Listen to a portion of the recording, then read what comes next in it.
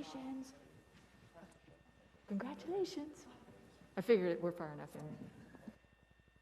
This time, don't we? 2.5 years later.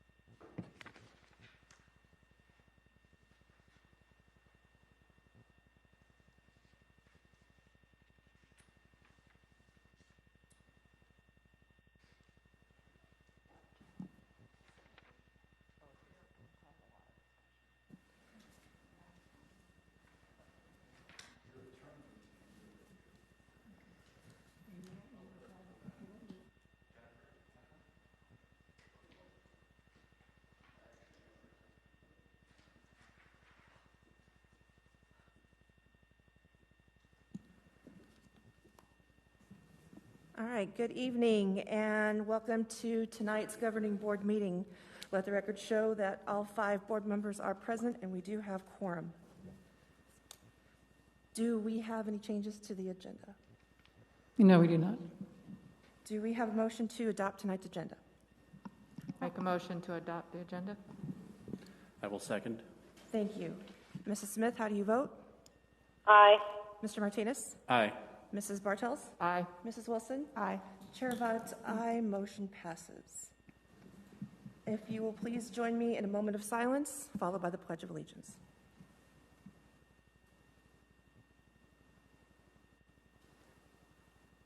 Thank you. Please rise. I pledge allegiance to the flag of the United States of America and to the republic for which it stands, one nation, under God, indivisible, with liberty and justice for all.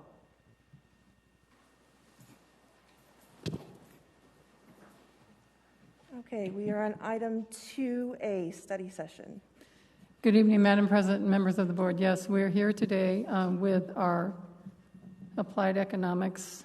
Rick Bramer has joined us again, and we're here to discuss this evening, give you an update on the demographic information, boundary information, and building repurpose closure information as well. And really, it's to present the data this afternoon, and then come out at the end. The outcomes would be we would want to discuss what a comprehensive timeline would look like about the next steps and any of the other data or research that we need to bring to the board to continue with the conversation. So today will be the overview of that. You can ask any questions about that. Some of that obviously you've seen. We have some questions that we will pose as well, and then we'll look for guidance. And then it is our intent on December 10th to come back with another study session with a comprehensive plan. So, Mr. Berrigan. Madam President, members of the board, Superintendent Segata-Jones, I think as the superintendent mentioned, you all are familiar with Mr. Bramer and what he's presented in the past. We've had an ongoing relationship with applied economics over the last 10 to 15 years, way before my time. And he's talked about what the demographics look like, what new construction has been projected to be in the future, and you've seen all that. This is going to be a little bit more of a condensed version and summary of that, and some additional slides that you probably haven't seen before that he'll walk through in his presentation that I think are going to be important. It will help understand some of the dilemmas and challenges that we're facing, not just this next year, but frankly over the next 9 and 10 years. And with that, I will turn it over to Mr. Bramer.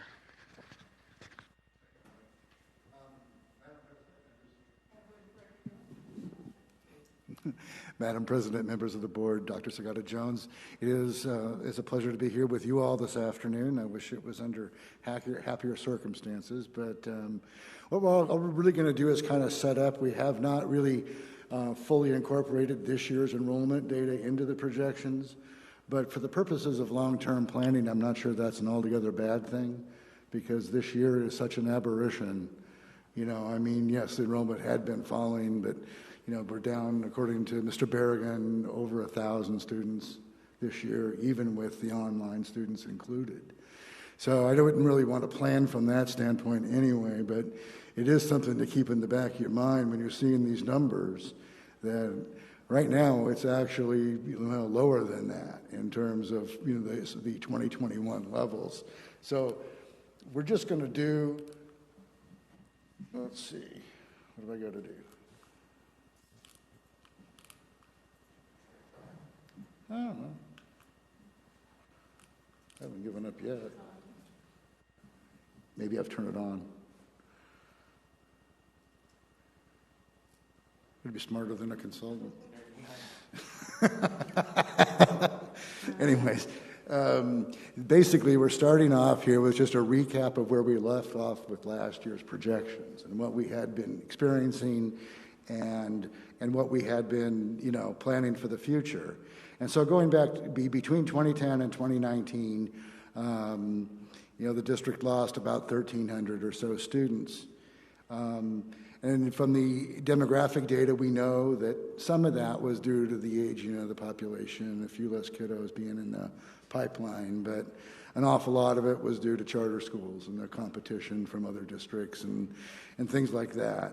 And so because we've been dealing with, such variation, and variation being that we're really pretty good at projecting population and school-age population and things like housing starts and all of that, but when it comes to choice and what's happened to us, it's a kind of a step beyond where my crystal ball usually takes me. So we started laying out this sort of range of where we thought we would be at. But, we're looking at, based on the last 5 years coming forward, worst case with a loss of another, say, 2,700 or so students over the next, I think this was a 9-year projection. And then, the mid scenario, what I really think is going to happen is around 1,900. And then, there's room, because there are a number of kids out there who aren't being served currently by the district, to grow it too. It's not, but growing it because of the way the enrollment curve is stacked against you, and I'll explain that more in a minute, even kind of stabilizing things means you're still probably going to lose about 1,000 students. So there isn't a scenario that I see where enrollment goes back up. I think that's kind of the bottom line of these sets of projections. And since we're 1,000 off of that curve right now, next year is going to be a wild ride. And one of the interesting things that almost every district I work for has numbers that look like this, 7 to 8%. And about half to two-thirds of those are K2. And, it's interesting to me is that apparently in Arizona, like if you decided to just hold your kid out this year, that you don't have to send them till they're 7, and when they come back, they can come back as kindergartners or first graders. So even if they come back to the district, it's going to be kind of a wild ride in terms of where the kids land back in those buckets. And then we know that there's been some enrollment loss across all levels. It was economic driven. In the lower socioeconomic neighborhoods, there was an economic impact of COVID. There is an economic impact of COVID. And the moratoriums against evictions and things like that have certainly, dampered that, but it didn't make the problem go away. So just because you don't have to pay your rent doesn't mean you don't have to eat. And so there are places here in Paradise Valley, in places I've seen where there are just kids are gone. They'll come back. When the economy recovers, those units will fill back in. So again, this year is probably not the best number to hang our long-term hat on. But even if we ignore this year, we're running really behind the curve. Mr. Berman, if I may, just for clarification, so when we talk about the students, I think we all understand it's the 50,000 Arizona students that we're missing. correct? Yes, And then- 55%. And then we do know with COVID that we would probably, one might guess or anticipate there would be, again, face another low birth rate, I would assume, due to COVID as well. Well, we have the low birth rates coming forward that, from the recession and then even afterwards that are compounding, absolutely, the impacts of all of that. Less kids in the pipeline and then half of them staying home doesn't help much. One more thing I think we need to understand, too, that if we do receive a return on those students next year, it's important to remember we don't know where they'll land. They could report as kinder. More than likely it would be in first or second grade, so it's still just unclear where they would return to. And then, I don't know about here so much, but in some areas where there was space in charter schools, a lot of them didn't follow the same rules that you did, and so they picked up, some of them picked up a few students this year. However, overall, statewide, they're down too. So it doesn't offset the missing 50,000, but in some cases that did happen. I'm not saying it even did here. We probably don't know yet. Are we ready? Let's talk about where we've been in terms of enrollment and what this is just a graphic representation of that same mid-scenario enrollment curve, where we saw enrollment peak in 2013. We've about a 2,100 student loss between then and 2019. We don't even have the 2020 loss in here, which if you added it on right for the moment, we're down over 3,000 students. From the beginning of the decade, and the projections do show the rate of decline decreasing over time. I've seen this where you get to a point of sort of maximum saturation of charter schools, and it's no longer profitable for them to come into your district, so they don't. And enrollment will stabilize, but we certainly aren't necessarily to that point yet. I talked before about the shape of this enrollment curve. There's a couple of things here. Lots of numbers we don't have to talk about. But if you just go back and look at 2010, and you had 1,500 kindergartners and 1,270 eighth graders. And if you look at 1920, where the number of eighth graders is still hanging up in the 1,400s, but now kindergarten is 1,100. And every year we see that creeping forward. It's not like those classes are growing as they're creeping forward through the system. And what it means is that basically, if nothing else changes, every year you roll out 1,400 and roll in 1,100. So that was and eventually you'll reach the end of that curve and it'll be 1,100 across the board pretty much. But, there's not much you can do about that. That's in the pipeline. You got to fill it some other way. And it's the kind of area where it's really predominantly in history been younger families and younger kids. So as people aged, they tended to kind of leave the area. But doesn't mean they won't, all have to in the future. I'm just saying what's happened in the past. But that's something to remember. And the graph is kind of interesting. They look at the enrollment in the cohorts, where, going back to 2007, when there was still some growth in the district, you get those higher K2 numbers. And then as soon as it starts to slow and people age in place, and that has exacerbated everywhere because people are staying in their houses longer. They're staying healthier longer. They're just basically staying in their houses longer, which is reducing the turnover rate. Eventually, you'll still move. I mean, you're only going to be there so long, but it's really slowed down that rate at which neighborhoods can kind of regenerate. So we see the 6-8 curve essentially following after the other two curves and meeting down there somewhere around the 3,000 students each. Yes. Madam President, members of the board, if you stayed on page 4 of your PowerPoint presentation, and if you just look starting in the 2013-2014 school year, or the following year where you have the negative 0.03, and you just go all the way through 1920, which should all be in bolded. If you combined all those declines, all those decreases, you're looking at about, and I'm rounding here, so you're looking at about 15%.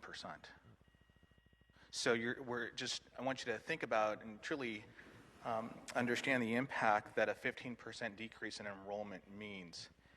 And if you jump to the 21, starting 22, 23, so you have 2.3%, and then you just go down and then you add those declines or those decreases there, that's about another 15.1%. So over that time period, you're looking at a 30% decrease in our enrollment. And I'm just going to say it now, and I'm going to say it throughout this discussion, is that's unsustainable without any changes. So just that's very important that, you know, a 1.4 decrease may not sound like very much, but when you add them all together, you're at 15 for, you know, the first half of this chart, and then another 15% for the second half of that.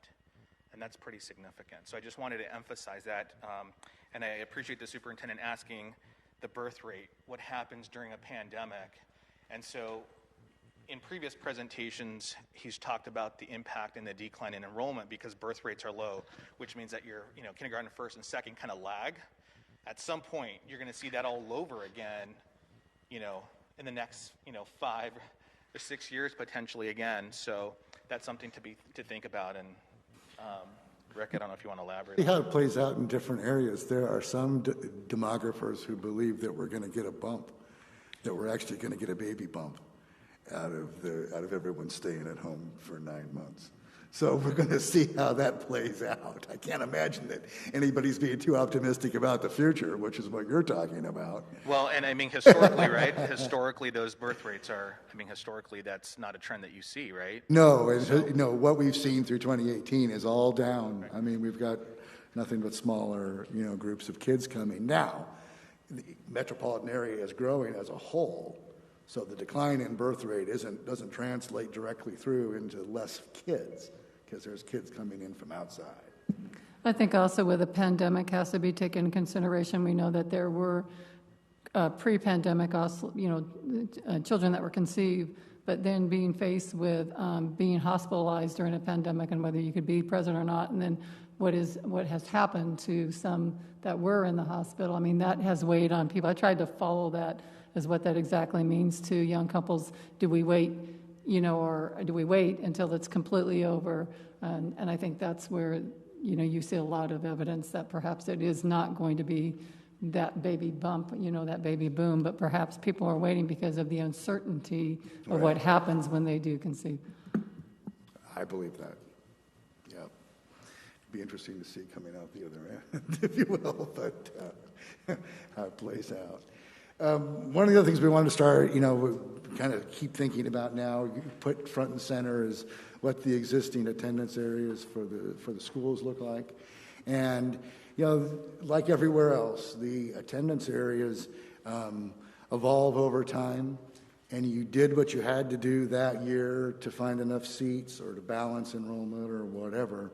And after those kind of changes build up for 10 or 15, 20 years, you end up with a map that maybe doesn't make as much sense as it should anymore, where you have things like the Horizon area, you know, being broken into 2 different pieces, or these little neighborhoods over here, NC in particular, NE, where we were just grabbing and moving without thinking about, you know, the communities we were serving underneath some of those squares.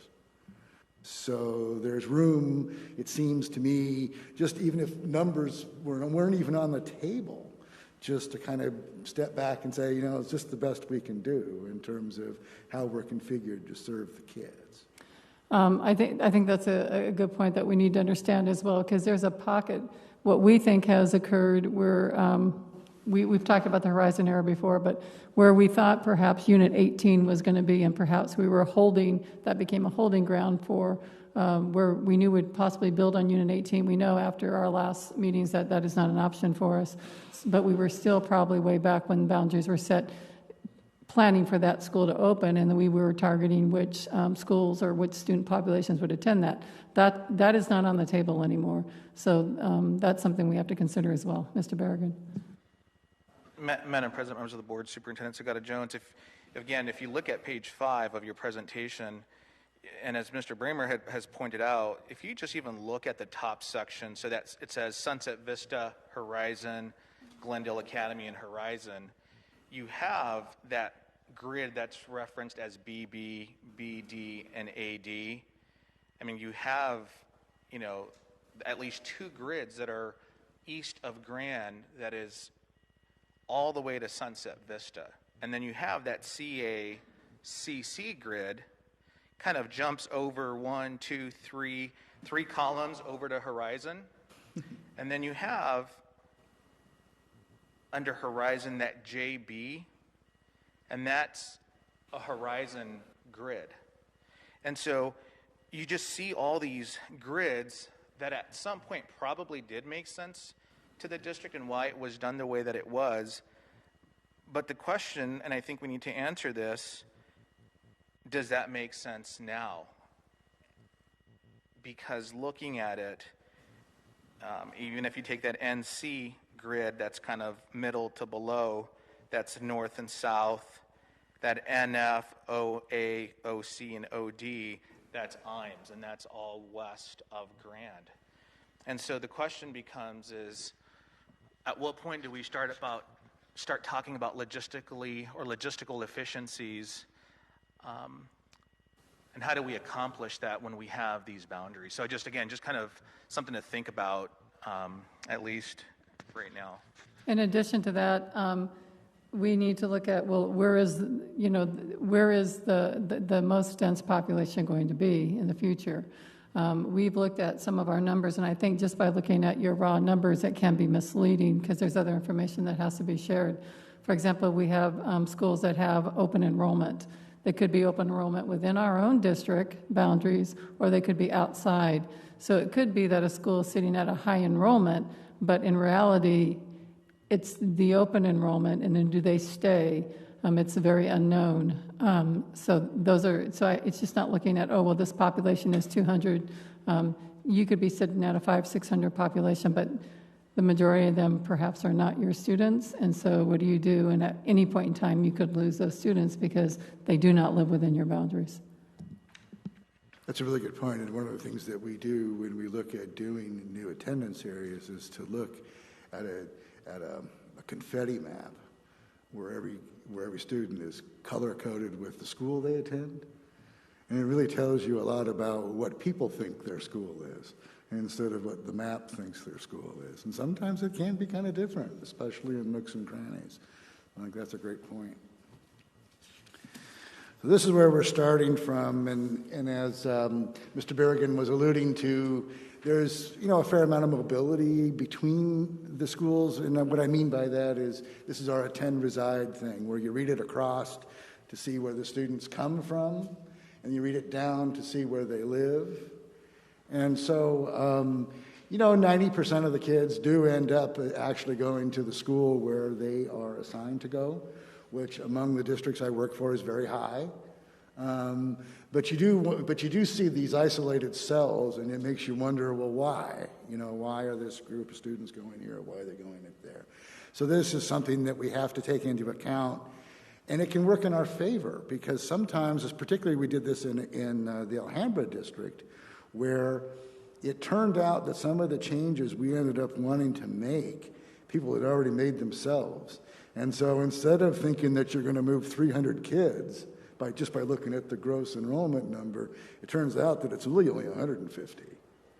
And it's not always just to the one school, it's just that there's such a big impact of open enrollment that it's something else that we have to factor in when we start looking at where these maybe lines ought to be drawn if they're not where they are now. So it's just another piece of data that we'll have and that we'll be updating with this year's data. And then, of course, this is taken directly out of the presentation you guys saw earlier in the year, which is, the enrollment by school, trending down, from last year, 11,449 down to the 9,542 number. We see that 6-year period coming into this with the 2,100 student decline. That comes out at about 350 students per year, I believe. So we're not continuing, we weren't projecting that pace to continue. Again, we're projecting the rate of the decline to slow a bit. But in reading this, red and blue in the main body of the table just means it's big or little, and it's getting bigger or littler. So red is big, blue is cold, blue is small. And then the change columns, the first set, the 13 to 19, those are all real numbers. That's nothing that, this is based on our actual information. So we can see, where the largest losses, have been. But I think the takeaway is that they've been universal. And going forward, there's, a few pockets that we expect to perform better than others. But again, it's pretty much down across the board. First 5 years probably rougher than the second 5 years, but we're across the board. So as we begin to look at these numbers, there's the enrollment way of looking at it, and then there's the efficiency way of looking at it, which is on page 8. So, and not really efficiency, but what does that enrollment mean in terms of the utilization of the schools, of the space in the schools? And Mike Berrigan had provided us with some capacity numbers that are based on, I believe, what we call program capacity. So not necessarily what the SFB says, but what you all think you really want to put into each building based on your students per teacher ratios and all of those things built up. And I believe, if I'm not mistaken, that we excluded portables from that. So I think these percentages are just of, hard brick and mortar space. You can see the overall percentage, dropping from 70%, which is, perfectly reasonable, to 60% now, but at the rate we're going, it'll be under 50% in 10 years. And so, and where you see the really dark blue ones, is typically where you start looking to try to maybe combine classes combine attendance areas or what have you. But that's sort of a pick here, pick there kind of an approach. And because the attendance areas haven't been looked at comprehensively for a long time, it might be better to back up from just diving in on the blue to looking at how it all plays together. So, like I said, we really don't have any, new information other than maybe this slide. But I do think this frames, kind of the challenge that's in front of you guys. And Madam President, members of the board, Superintendent Sagata-Jones, what we also did just to give you an understanding of how we came really to some of these numbers, we really looked at the data from 3 different perspectives: academically, SFB, what we believe are SFB ratios and guidelines. We did also have with and without portables, and so our goal is obviously to kind of get away from the portables. That's not good space. That's not a good, various reasons. And so this is, this last slide or this last page I think is very telling, because it's giving you an understanding of, the utilization of that facility or those facilities as a whole. But at the end of the day, when you look at the data, the average is you're just under 50% utilization between now and 29. And so again, the question is going to be, how do you become more efficient? How do you optimize efficiencies over the next 9 years? And that's a serious conversation to be had. I think what we need to, next step, well, first of all, let's answer any questions, and then we'll talk about next steps. Okay, let me talk about next steps, and you probably have questions, right? So thank you, Rick. You're welcome. Page 5 I want to look at, because that has been something that we continue to go back to as page 5 when we talk about boundaries and attendance as well. So we know, regardless of COVID, pre-pandemic, we were down students. So that's the purpose of the conversation. Now, is that going to benefit us, or is that going to be more detrimental? We don't know that yet. But regardless, we have to make decisions because we're down 1,000 students. And I guess worst case scenario, we need to plan for that because that could happen to us. All right. The other factor too is, while we currently have, Dr. Peterson and Cronbyer, 2,800 in GO? 2,100 in GO. That those students, do they are they happy with GEO and do they remain in GEO? And then they're not going to be in buildings. Or are they going to come out of GEO? Because I do believe there's students that prefer an online learning environment and thrive in that environment. So that's another factor. That's an unknown for us as well. I think, though, when we look at 5, what has to happen, and Rick talked about that too, the next step is really looking at the confetti map, is where do we have most of our students and what schools they are attending, and then also looking at the projections of where we see the new student population is going to be in the future, because it may not be where we think it's going to be. The other piece with that is we have to look at, as we talked about on that last page, you got to look use of facility. We're also in the middle of a capital lawsuit as well.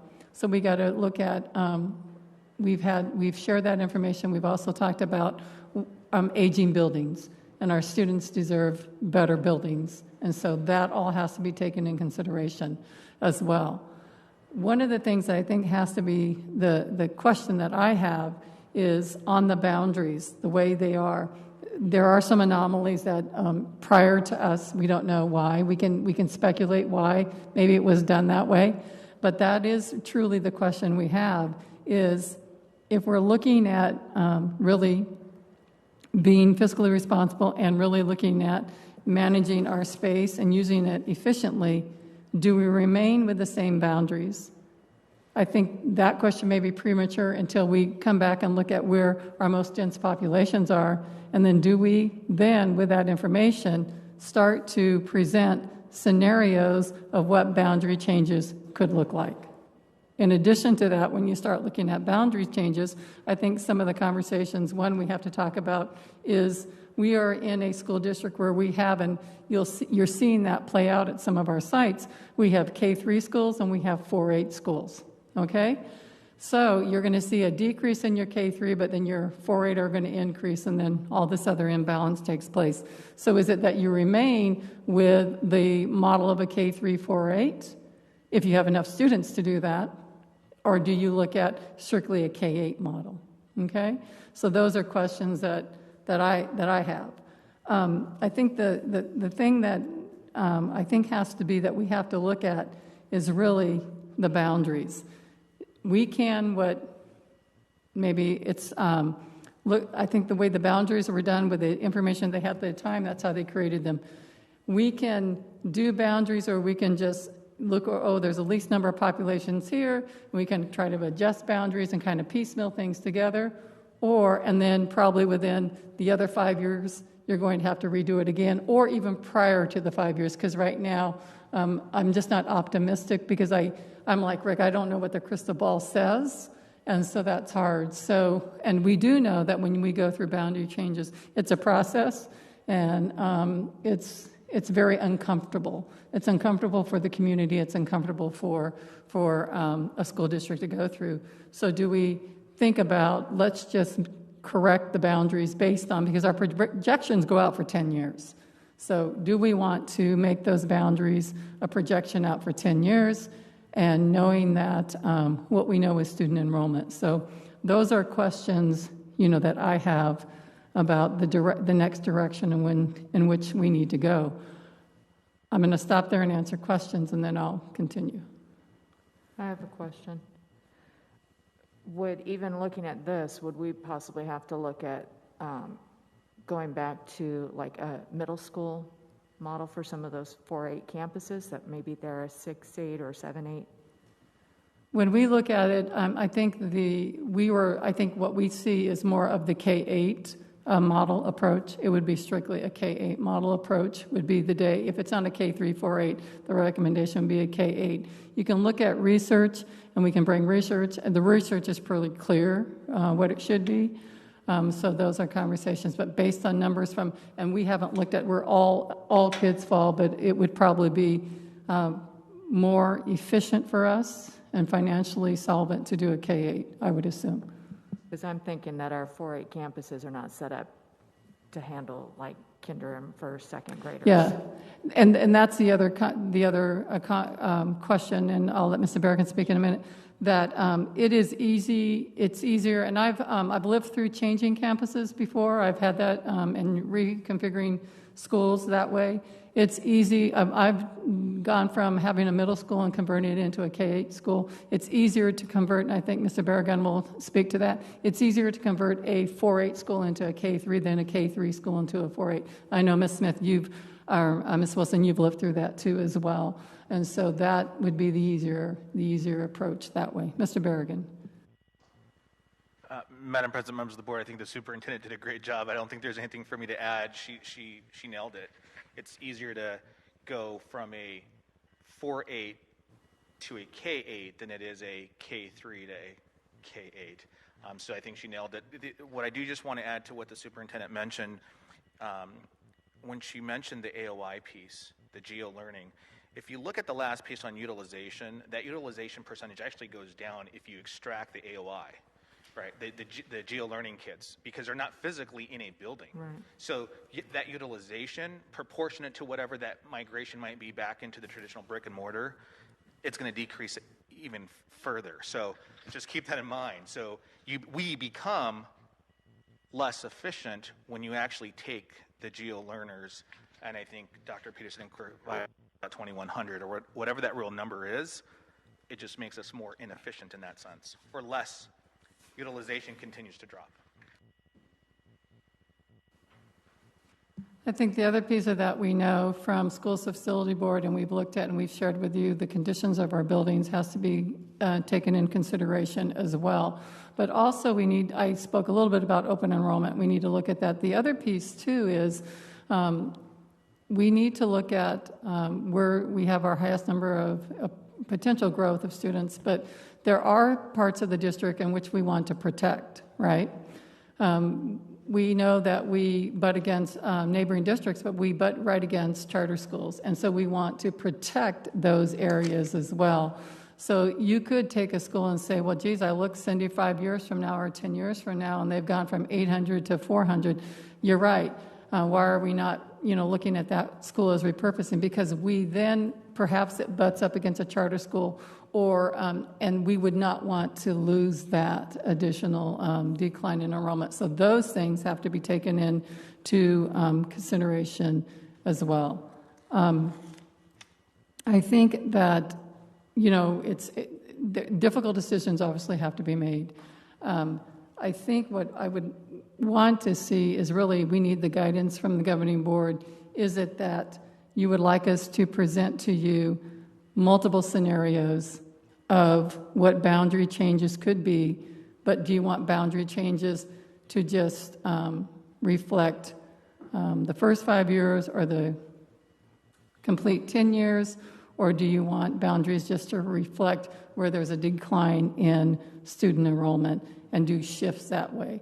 For example, school A's at 400 kids, school B's at 800 kids, send school B to school A. I mean, those are boundary shifts as well. But I think we need to think about the bigger picture. I think what does not come out of the equation is our children in this community deserve brand new schools, and we can't lose sight of that. At the same time, how do we get there? So we would have to look at, obviously, Mr. Berrigan and Greg have been working, Gilliam have been working very hard with SFB. We need to look at, for example, what SFB considers capacity for a school. Anywhere, I believe, Mr. Berrigan, correct me if I'm wrong, it's going to vary from 750 to 850, and then we need to determine when we present what do we believe is a great size school for this community, and how is that school staffed? Mr. Berrigan.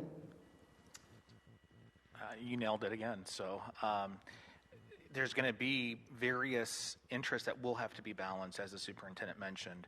There's the state formula requirements on new construction, what we believe is the right fit academically, and then how do you maximize your efficiencies. All those three have to be juggled and balanced as best as possible, and it will be no easy undertaking. I think for me, because I have sat through this, and a couple board members have been on the board table dealing with this. It would be more, I'm leery of administration coming back with scenarios, because my concern is the community is going to think we're already going down that path, and for sure it's going to be A, B, C, or D.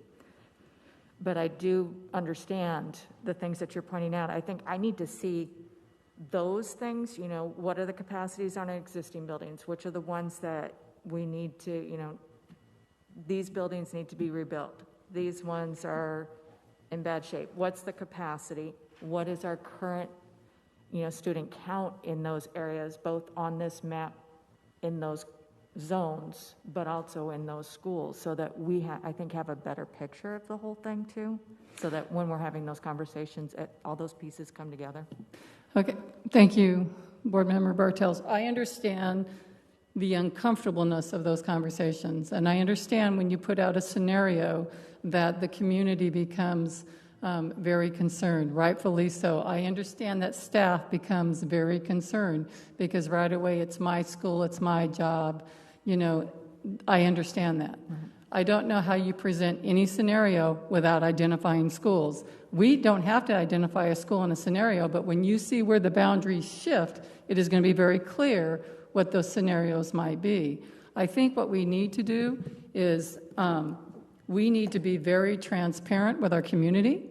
We need to have a dashboard on our website and send out communications like, I didn't think I'd ever compare anything to COVID-19, but like COVID, where there's a dashboard so they need to know that we had this board meeting tonight, and the next steps are we're going to look at boundaries if that's the wish of the board, or we're not going to look at boundaries, that's the wish of the board, and that's communicated out. I think that has to be housed on the website. I think there has to be weekly communication on that, and it is extremely uncomfortable.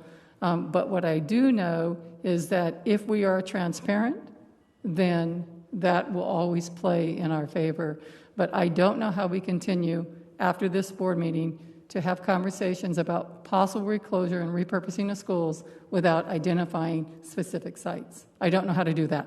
I don't, because it's going to be very clear on a confetti map, Mr. Bramer, correct me if I'm wrong, where those decisions need to be made. I guess where I'm coming from, it was a flip-flop scenario at Mm-hmm. the time. Enrollment was climbing. So, Right. It's uncomfortable, but it's not the possibility of closing a school.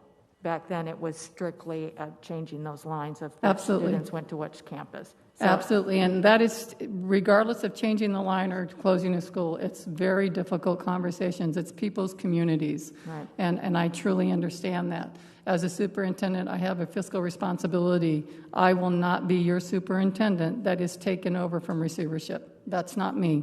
That will not be my legacy. We have to address this. I think this is well overdue. We know, I know we can say there will be, well, we're in the middle of a pandemic. I get that. But I have been clear from the beginning, regardless of the pandemic, we need to continue to operate as an organization and be solvent with that. So I understand it's a pandemic. I understand it's uncomfortable.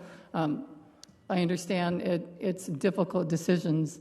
But I don't know, I'd rather stand up and say we're going to do this together than sit back and say, all right, we don't have the money. I know people are going to say, wait till COVID. I know people are going to say we're going to get money from the governor. I understand all that. If you look at the numbers, we're down. Right. And it could be worse. That we're not going to recoup that. I think I might have a different conversation with you if I knew that we've done nothing to market this district. I think we've done an incredible job to market this district. And I can't bring babies. I've tried. My baby campaign didn't work. And so I think I understand and I appreciate the concerns, but I also think we need to be very transparent about it. And I don't know how we get through looking at the financial state in which we are, how we get through another year without making some decisions. I think we also have to be able to prepare if we are going to look at closures and repurposing. What is it that we need to repurpose? What is it that's repurposed? And we've talked about, and you've heard me say that since I've been here, we want wraparound services for our community. I think now more than ever we need wraparound services for our community. We're looking at, since Dr. Lafitte has been here, he's looked at partnerships, and I'll give him the mic to talk about that, we have medical agencies that want to partner with us to put in partnerships that way. So I know when you're pulling things away from a community, it's also about what are you going to put in place to make the community stronger as that. I know when we talk about closures and things, it's about teachers and classified staff who live within this community and administrators, every staff member about, is it my job? Just because a site is identified doesn't mean it's those people. And I need to be perfectly clear. People need to understand that. There's processes in place for that. With the teaching staff, we have a turnover of 150 a year. Hopefully we can get a hold of that, but it would, would teachers necessarily lose jobs? Maybe not. Would they be assigned to a different school? Probably so if you reboundary, right? So it's and then determining what is the staff. We know we have inequities right now. We run the same number of staff for 800 schools as we do a 450 school. So once you define what those models are, then it's really how many people are without job or displaced or moved to another area. So I think those are very difficult conversations, but I think we're in a place, unfortunately, we're going to have those conversations. Now, would that also be some of the scenario options that you bring forward, that maybe a portion of a campus is shuttered as far as students are concerned, but it's now being repurposed for, some wraparound services so that we have more of those hubs throughout the district? Is that also an option? We have to look at what we can do financially. At the same time, you have to be smart about it. You have to be smart, like I'm not going to close the school and sell it, because then we know who gets first dibs at that property. We got to make sure that what we're doing is the right decisions.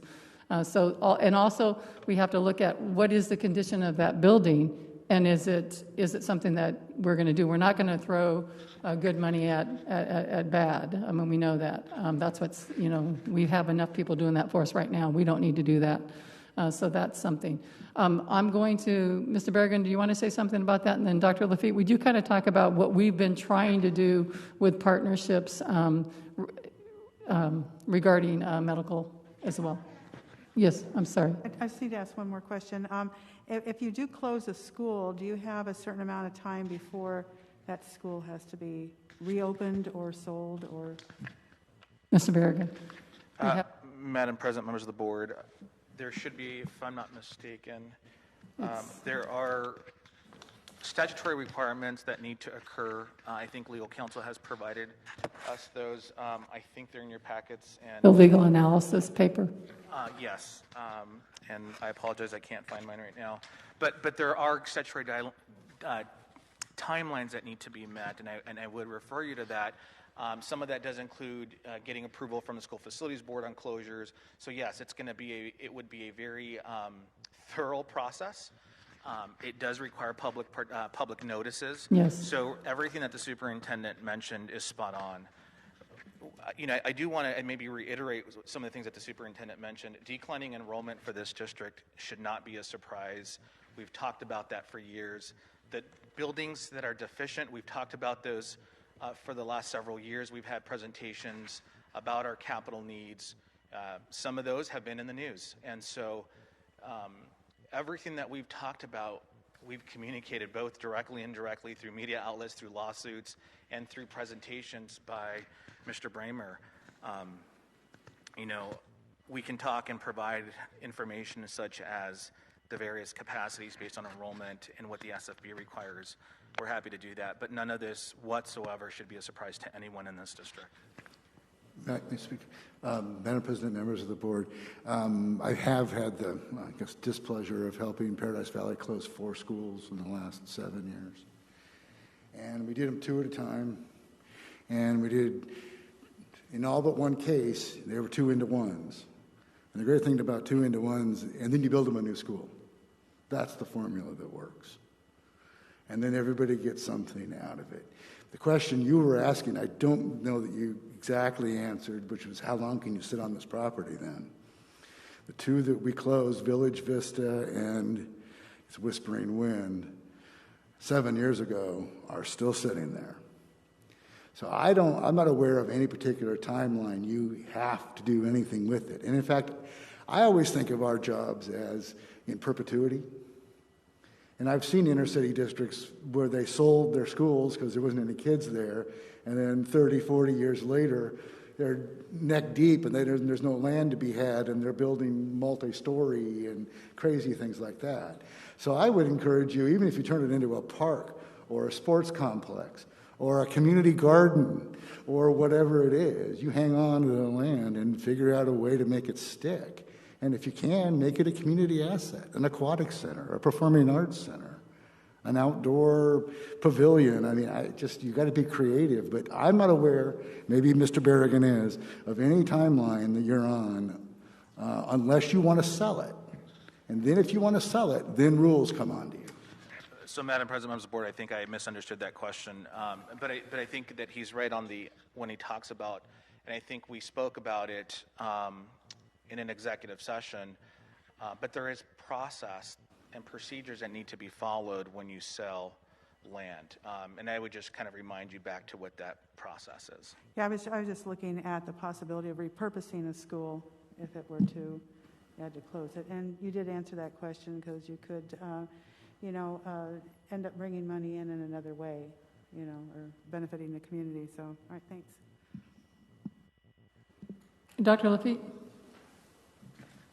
Madam President, members of the board, Superintendent Segato-Jones. So prior to the pandemic, we were working with various organizations and some of our current partners on providing services on the campuses that exist. So one of the agencies wanted to provide medically based services on campuses provided a couple days a week.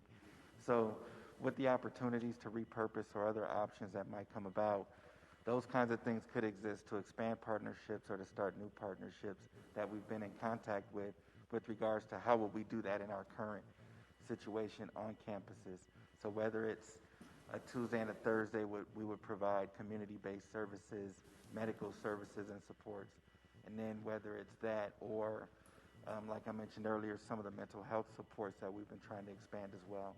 So a lot of opportunities exist. But, it's obviously going to depend on what we can provide in the future for those organizations. Thank you, Dr. Lafitte. I think something else, and we talked about, I believe, a little bit at the last meeting, is we, as we continue to work hard with SFB and building of new schools, SFB, unless I'm incorrect from what I understand and listening to that, you can see our capacity, right? We haven't changed that. We've talked about that. The capacity hasn't changed. It's there. For them to build a school without us not doing something to address our own capacity, that is viewed as we're not being financially responsible. And so we have to keep that in mind as well. Mr. Berrigan? Madam President, members of the board, Superintendent nailed it again. So I have, she's just spot on. Questions. What I would propose, if possible, is that for the December 10th board meeting, we come back with proposed boundaries, proposed scenarios for closing repurposing, proposed staffing models, proposed instructional models, proposed just proposals of things, as well as a comprehensive dashboard of how communications will take place. It will be critical that the community is involved in that. Now we're dealing with a pandemic. I'm seeing my phone flash every minute that somewhere in some state, in some city, things are getting worse and it's headed this way. We will have to have public meetings and we'll have to figure out what that looks like. And how do we have those public meetings as well as virtual meetings, because we have to have our community with us. They have to understand it. They have to understand what is going to happen with their children and their education. And we want that to be clearly stated for them. They understand that, and we can take time to answer any of their questions that they may have, as well as our own staff. And it's a little bit easier for our staff. We can answer those questions, but it's getting community in so that we can make sure everybody's voice is heard, and then we're able to answer those questions. But as I said, I think we have to be extremely transparent about this. It does sound like that's going to be a hefty chunk. Do we want to do it early on that meeting day again, like we're doing today? I would recommend, yes, we would. We were ahead of schedule on this one today. It's hard to project. I'm sorry, I didn't project that very well. I apologize. But I think for that one, at least it would be a 2-hour presentation because there would just be so many components to that. Ahead of time, we would do our homework and prepare you with documents as well. But really, to have just a healthy conversation about that. And then also, we will do a communication that lets the community know next steps as well. As I said, there will be a communication that goes out tomorrow to our community stating we had that, and whatever the decision is that we agreed to today, what they can expect at the December 10th board meeting, as well as our staff, what they can expect as well. It is so challenging being in the middle of a pandemic, but we have to make sure we're communicating. We did our pitch with our principals today that please make sure we have current, Mr. Berrigan, that we have current emails and phone numbers of our parents so that they are getting our communications. We've tried extremely hard to get that, and we are still missing some of that contact information, and we've got to make sure we have it. And with that, again, at the same time, a piece that comes into that, we can always use, I know you say mailers, and we do, but we have incorrect addresses too. So we have to make that last attempt to get the correct information. Questions? I have a question. When was the last time the boundary changes were done? Mr. Berrigan, I don't know that answer. Probably 2008, 2009. Madam President, members of the board, that's pre my employment, and I started my 8th year this year, so I couldn't tell you. I could not tell you. I was on the board when it was done, so, I mean, it could have been over, 12 years ago. Thank you, Ms. Smith. So approximately 12 years ago? That's my recollection, yes. Oh, yes, Mr. Bramer just said it was 12 years ago. Approximately 12 years ago. That's a long time. Yeah, I also wanted to mention something in what you were discussing about, December 10th. You said that you would, bring to the board proposed, boundary changes, etc. And I really feel, you said that you wanted to keep our community, aware of what's going on, and I think I need some more information from you about how you're getting community input. Is it after the 10th or before the 10th? The community input would come after, because the decision, boundary changes in that, I'll take the direction from the board, but I don't think there's a decision whether we're going to do it or not. If there is, then we need to state that now, because then we're not going to do the work. I think the community input comes with, we explain to them what we're doing, then we get the input on what does the implementation of this look like, and that's where their input comes. I think prior to that, it's information for them, because right now the data is not going to change. The only thing that's going to change is the governing board decides, I'm not going to move forward.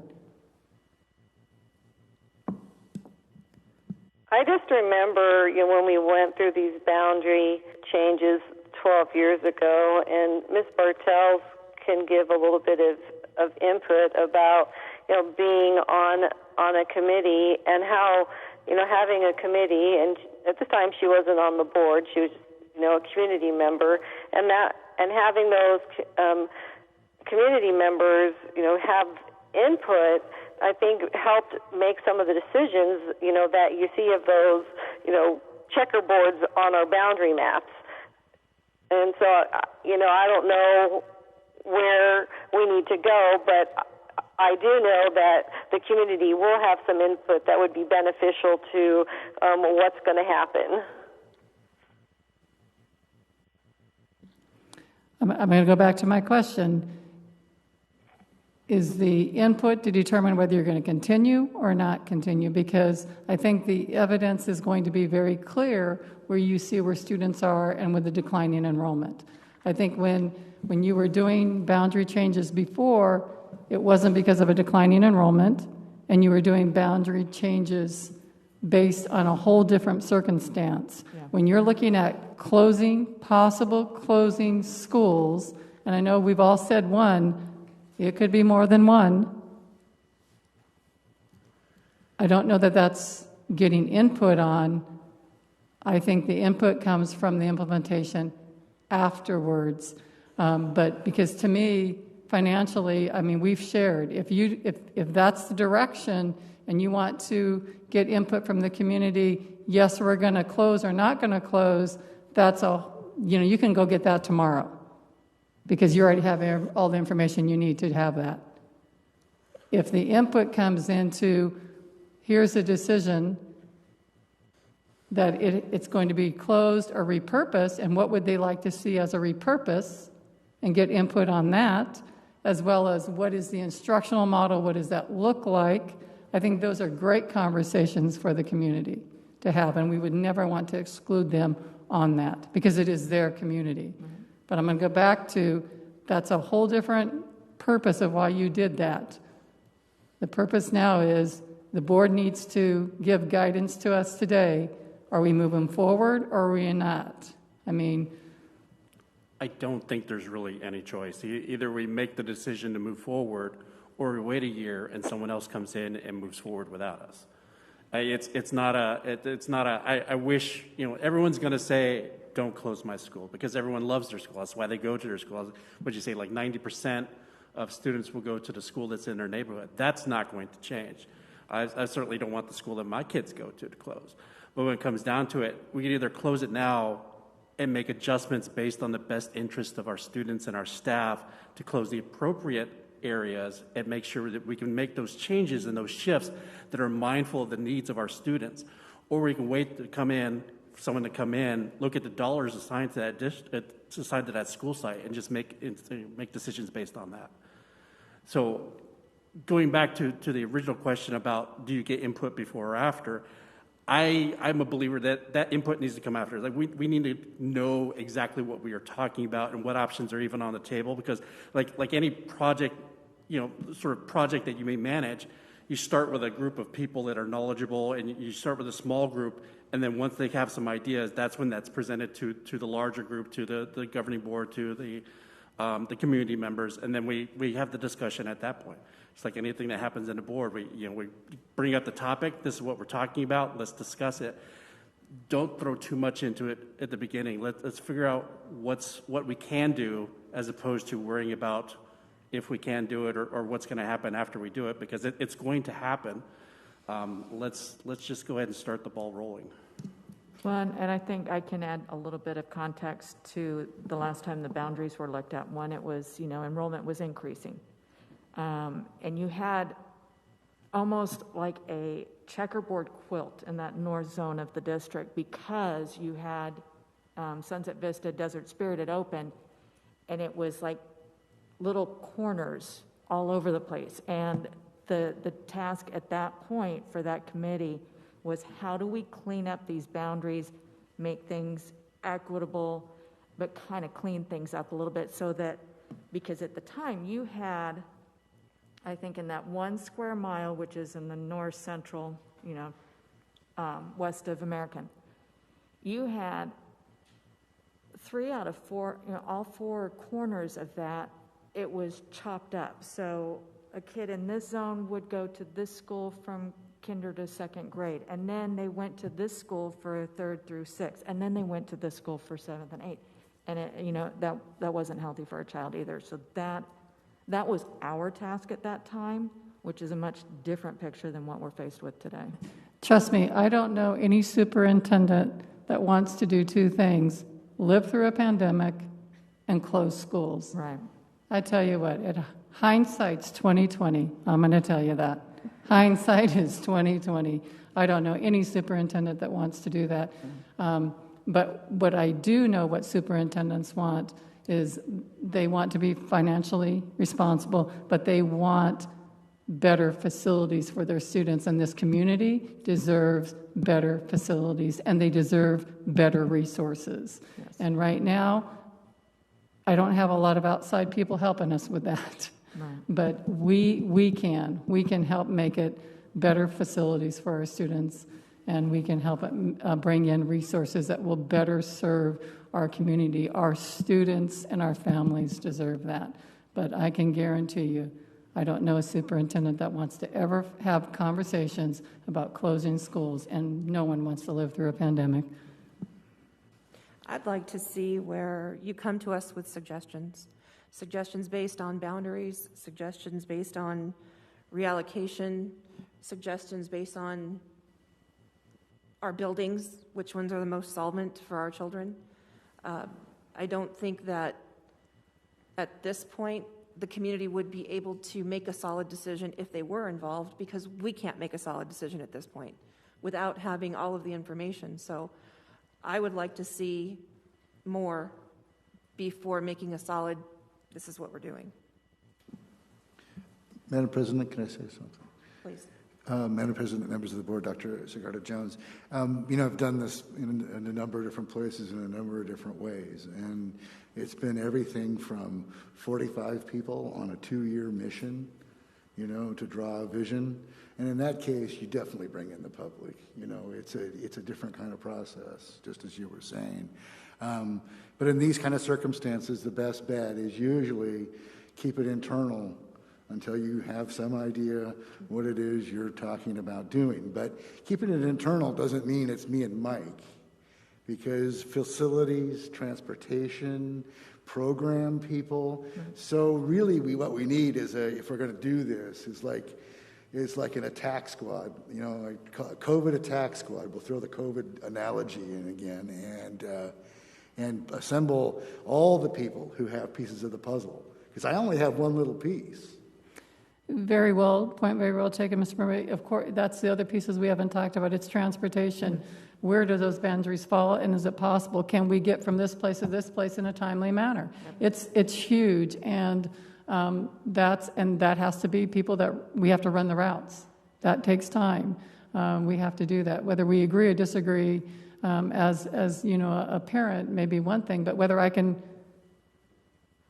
I run the bus route or not? Bottom line, can I run it or not? So those are the conversations that, have to be had. And then we can present that to you the 10th. It's your direction after the 10th. So would it be a study session first, and then we'd have maybe an action item built into the agenda? It could be. Could be. Okay. Yeah, I would like to see the different scenarios. Move forward. Okay, we will communicate out to community and staff what our timelines and what will be on the agendas and that, and be transparent about that. And we'll send out a communication tomorrow or Monday. We'll send that out. I get that out. I always give myself 2 days now, because sometimes, catastrophic events happen. But we want to get that out to our communities, and we'll make sure we do that in multiple languages so they understand, as well as our staff. And I know definitely during a pandemic you don't want to have to face these things, but I think we've been very clear, and I know I have been clear with staff and with us, is that regardless, this has to happen. It's unfortunately the timing, is not great. I understand that, but it has to continue, and we need to move forward, unfortunately. Any more questions? No. If there are no further questions, we will move on to call to the public. Are there no further questions just before we move on? Okay. On to item 3, call to the public. Or actually, No, we need to, I'm sorry, Madam President. We need to, the meeting cannot take place until 5:30. So we probably need to do a recess until 5:30. Mask break? Yeah, mask break until 5:30. Okay. Do we have a motion to adjourn the study session? Motion Yeah. to recess. Make a motion To to recess. And I'll second. Thank you. All those in favor, say aye. Aye. Aye. We are in recess.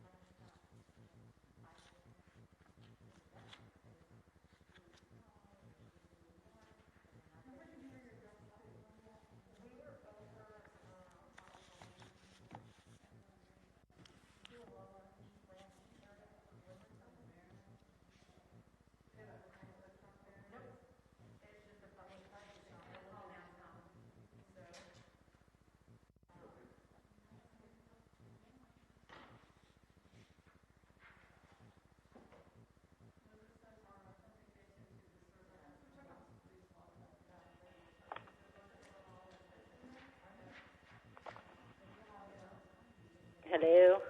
Hi, Sarah. Can you hear me? I can.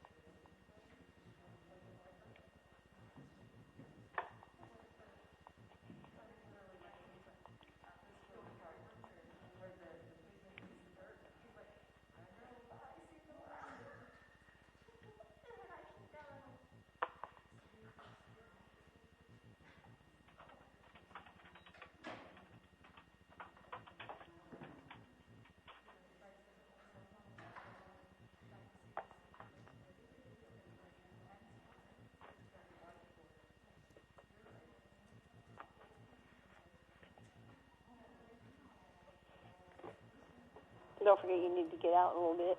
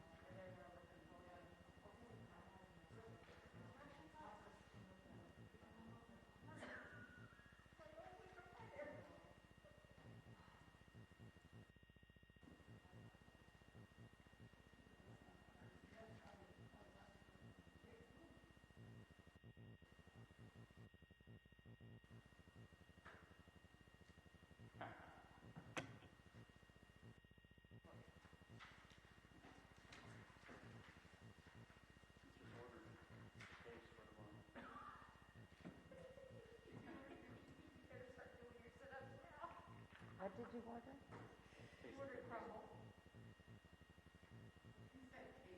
A case. Somebody's in a case. All the best things come in cases.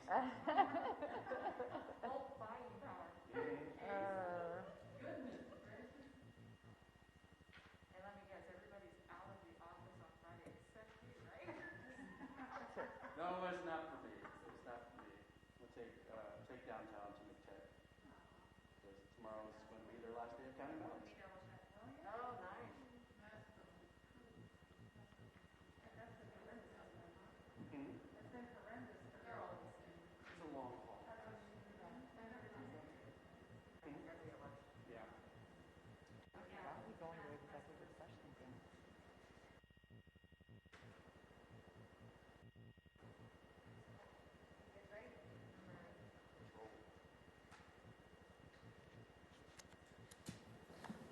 Okay, thank you for joining us and welcome back.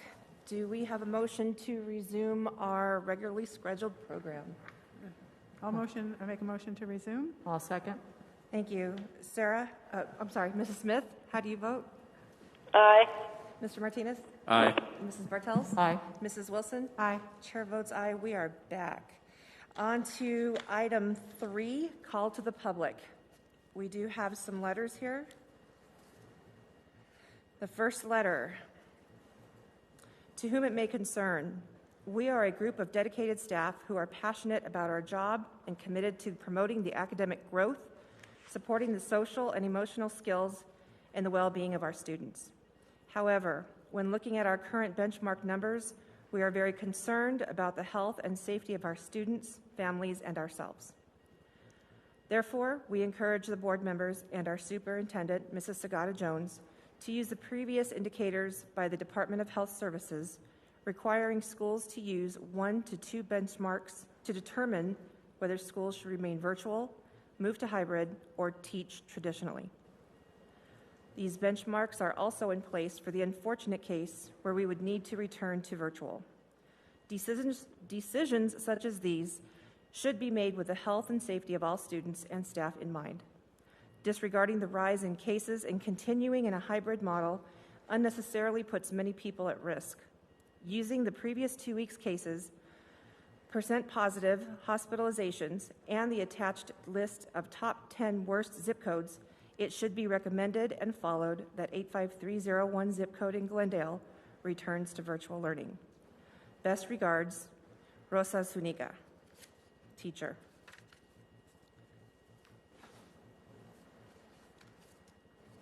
The next letter reads, to whom it may concern, when looking at our current numbers, we encourage the board and superintendent, Mrs. Sagata-Jones, to use the previous Department of Health Services requiring schools to use 1 to 2 benchmarks to determine whether schools should remain virtual, move to hybrid, or teach traditionally.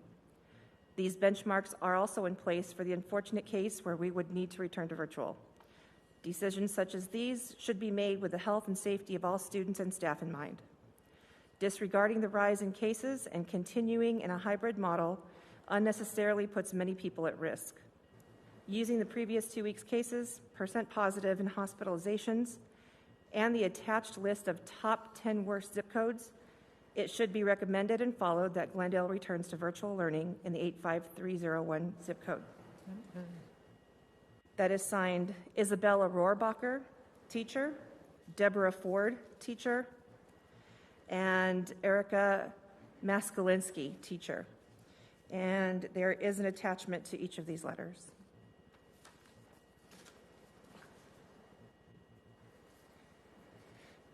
The last letter reads, to whom it may concern, I am writing this letter as a concerned parent and teacher in the Glendale Elementary School District.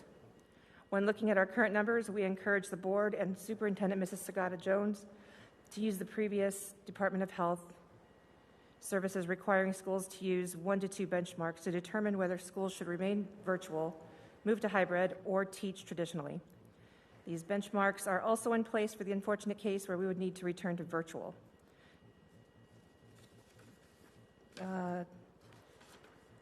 Decisions such as these should be made with the health and safety of all students and staff in mind. Disregarding the rise in the cases and continuing in a hybrid model unnecessarily puts many people at risk. Using the previous 2 cases, percent positive and hospitalizations, and the attached list of top 10 worst zip codes, it should be recommended and followed that Glendale returns to the virtual learning in the 85301 zip code. Signed, Tina Sanders, teacher.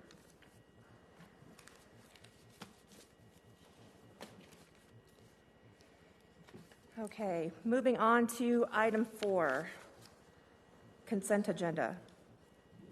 Are there any items any board members would like pulled? Hearing none, do we have a motion to approve the consent agenda? I'll move to adopt the consent agenda. I will second. Thank you. Mrs. Smith, how do you vote? Aye. Mr. Martinez? Aye. Mrs. Bartels? Aye. Mrs. Wilson? Aye. Chair votes aye. Motion passes. We are on item 5, reports and information. Mrs. Sagata-Jones.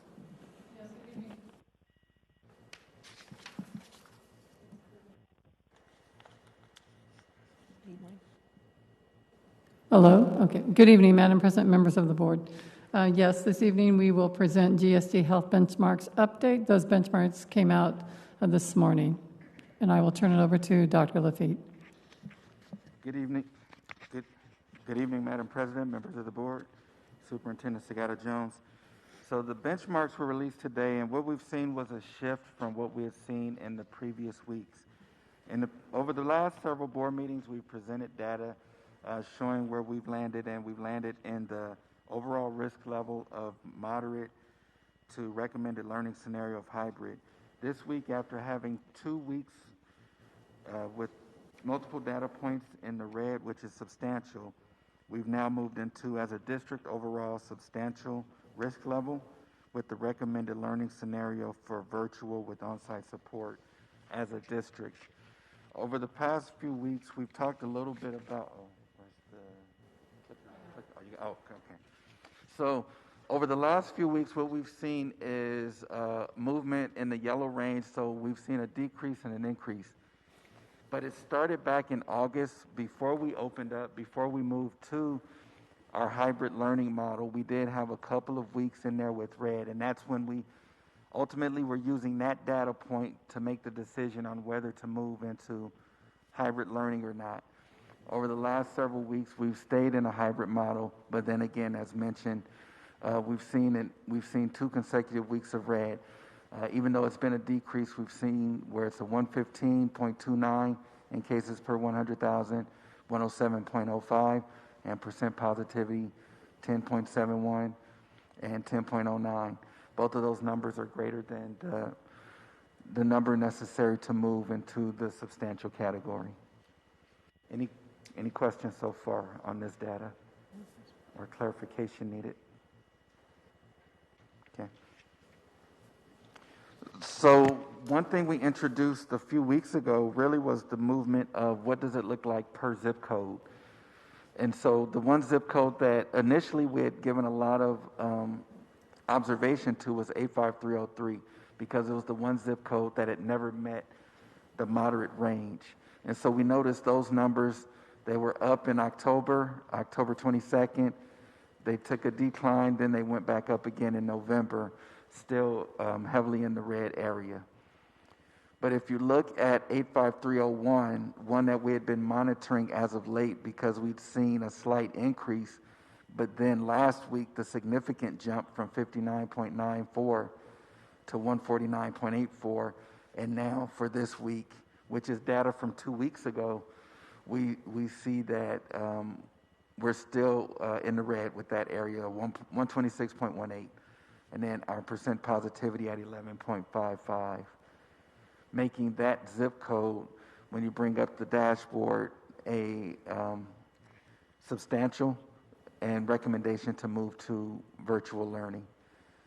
85302, while it has seen some increases, it's still as a zip code for the zip code that houses American and Horizon schools. Though it's seen an increase, we still see it in the moderate range because cases per 100,000 is less than 100 and percent positivity is less than 10 at 6.3 this week with the 5.71 of the previous week.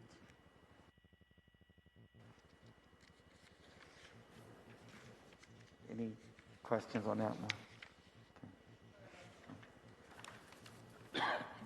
And there is one more slide, which is our daily cases. One thing that Superintendent Sagata-Jones mentioned was we had seen some spikes across our zip codes over the past several weeks. This number here, we actually look at the data daily to determine if we're going to see what our spikes may look like, our increases and decreases if they were to exist.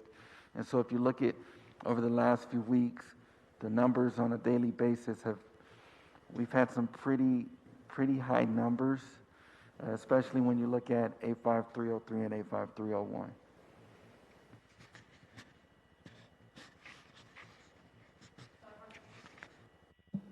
I just want to go back to this one slide so we understand.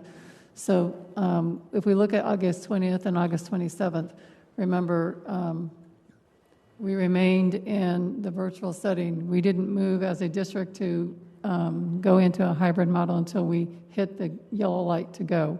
And so when we look, so as an entire district, we just waited until we had the yellow light. Once we did receive the yellow light, then we could move to a hybrid model. We went into the hybrid model, and then that's when we looked at those zip codes to determine, do we do it as a district or do we do it by zip code? And we did zip code. And when we look again today, at those numbers and we go back, you see that the recommendation is that the entire district goes into a virtual based on a district as we operated prior to the ability to transition to a hybrid.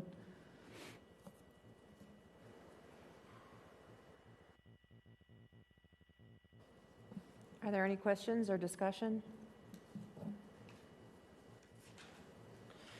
I have a question. So at what point, so at 7% and lower, and please correct me if I'm wrong because I probably am, is at the point where we were able to return to classroom should we have chosen to, correct? Correct. Okay. And now that we're over 10%, what can we do at this point? So I guess, are you asking what our options are? So Yes. the recommendation based on the benchmarks, and what we've done is really try to follow the health metrics since the metrics were introduced and were used, could be used as a tool to help us with our decision making. Based on the benchmarks themselves, the recommendation is for virtual learning because it's moved to 2 weeks. So the way the verbiage is when you have greater than one area in the red, which is substantial, when you have one or greater area in the red for 2 or more weeks, then you can move to virtual learning. Thank you. Are there any other questions, comments? Okay, so we have it as an action item. So it needs to be determined whether or not we remain as an entire district using the metric as virtual, return to virtual learning, or not. That's the question. That's why it's an action item. Could you repeat that? You mean the whole district moves to virtual learning? Yes, the recommendation from the county based on the benchmarks, because we've had 2 weeks of the red, goes back to virtual. Even 85302? Even those. When we first started it, we never opened any site until we had the yellow light to do so. And we never opened the last zip code because we never had the yellow light to do so. They've remained closed. Now with the numbers, it goes back to the recommendation from the county based on the metrics would be the substantial, we're in a virtual mode. This still means you have to provide on-site learning. We've talked about on-site learning. What we've begun to experience is with cases and that, and just with just your typical illnesses that we may begin and have had at some places we've been able to cover so far, where we've had absences to cover. Remember that the on-site, we chose for on-site to have it at every site. I'm not sure that, and we're not required to. You can partner with somebody, like a Boys and Girls Club, the YMCA. You can partner with somebody, or you can have it at one site or 2 sites, whatever the choice is. At that time, we thought we would have high participation. We left it at all sites. We have not had that at all sites. With that, you have to, again, remember what the executive order states. You have to provide a safe place for that. In particular, it was for poverty. You know, children in poverty, the focus really was on a place. What we've heard from ADE was for our foster student or children, as well as our special education students as well. So that's what we've done. You can still go to, now that you're substantial, you can operate that way. Hope you have staff to cover, or you can, we could also at this time make a shift and say we're only going to, we can partner with a Boys and Girls Club, or we could, based on capacity, or we can move it to 1 or 2 locations instead of all, and then we can have those conversations about what that looks like, and then what services would be available for our children who are at high risk, such as special education population. They can receive their services virtually. With that, then, or they could have a safe place to go as well. With that, then if the services are met, then you're faced with, are they then eligible for compensatory as well? So those are everything that's coming out of the executive order. I can tell you as a superintendent, it weighs heavy on me to have staff at sites that are in a red zone. That's very hard to, I don't have an answer for that. And with parents have the choice to send their kids to on-site and to participate to receive services, but the staff member does not. And that weighs heavy on me when it's red.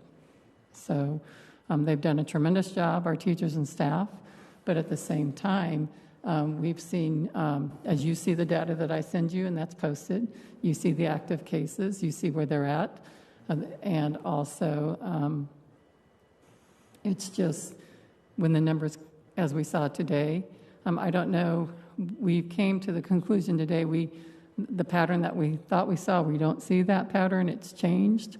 I don't know that I anticipated that we would be red in the same areas. I still didn't believe that our area of our zip code, that where we have our 2 sites at 302 would go red. I thought they would increase, and which did, but I did not anticipate the district going red, and it did. And we're seeing that, as you can see, in the other districts as well.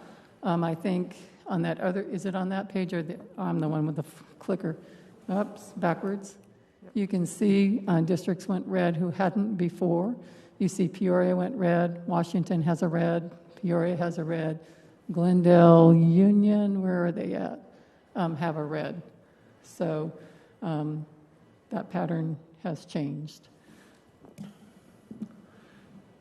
All I can say is I think based off what we've seen over the past month, using the original DHS metrics, we decided to open up 2 zip codes worth of schools. And despite the fact that they changed the metrics, which is, I don't have the politically correct words to say here to really justify my feelings for what they did.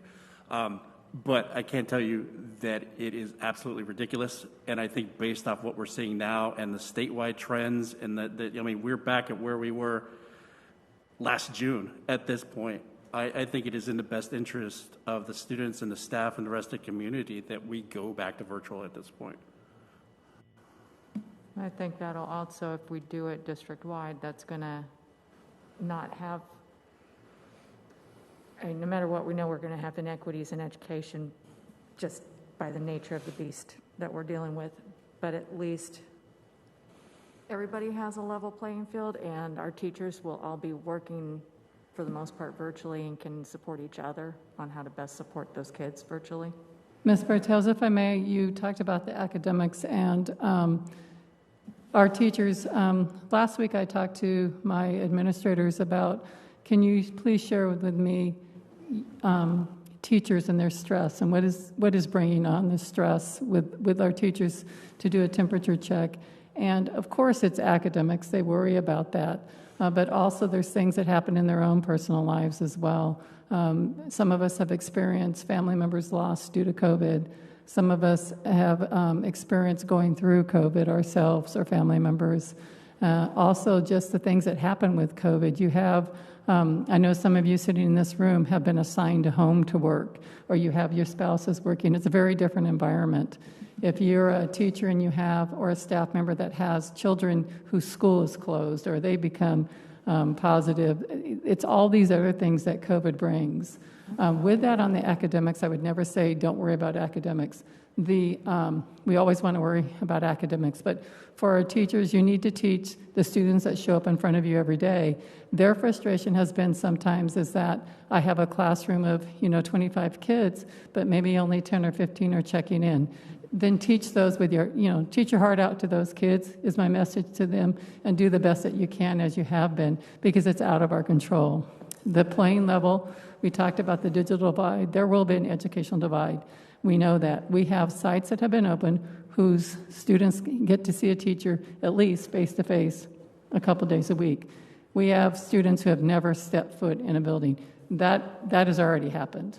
And we will have to address those deficits the best that we can, but we're already at a disadvantage for students that get to come and those that don't get to come. That's just what the rules we're playing by at the same time. But I do think it is the safety and the health of our students and our staff and our families and our community that needs to guide your decision this evening. Well, let's face it, one person exposed, and if they're one of those asymptomatic people, you just don't know how many are going to be coming into contact with them.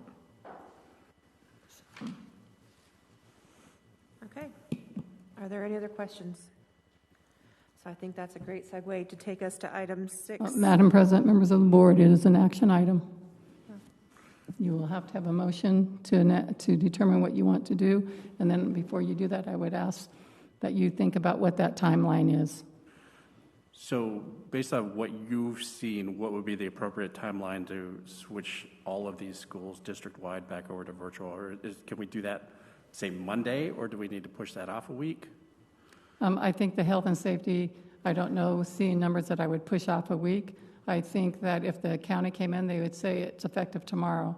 I don't think we can do that effectively tomorrow. I mean, I think that puts people into a panic because we haven't, we're just announcing that. However, if the county came in, that's what happened to us in March, correct? It was announced on Sunday, we're closing on Monday. I think we need to be mindful of that. And the recommendation on my end would be that you not do that until Monday, but that is your decision.